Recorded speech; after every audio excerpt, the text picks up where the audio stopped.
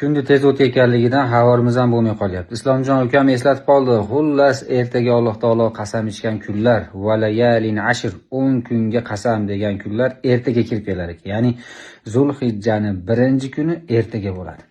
Bugun nimani eslatamiz? Agar qurbonlik qilishlikka qurbati yetib tursa yoki bo'lmasam niyat qilayotgan akalar bo'lsa, bugun soch soqolingizni olib, tirnoqlarni olib tozalanib olishingiz kerak bo'ladi. Ya'ni yaxshisi shu bo'ladi. Keyin inshaalloh qurbonlik qilganingizcha olmaysiz.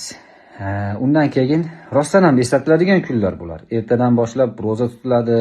Payg'ambar alayhissalom bu kunlarni boshqa kunlardan ko'ra afzalligini ko'p ta'kidlab aytganlar. Masalan, Ramazonning 3-10 kechasi afzal bo'lsa, Zulhijjaning 10 kunduzi xuddi shunday afzalligi bor.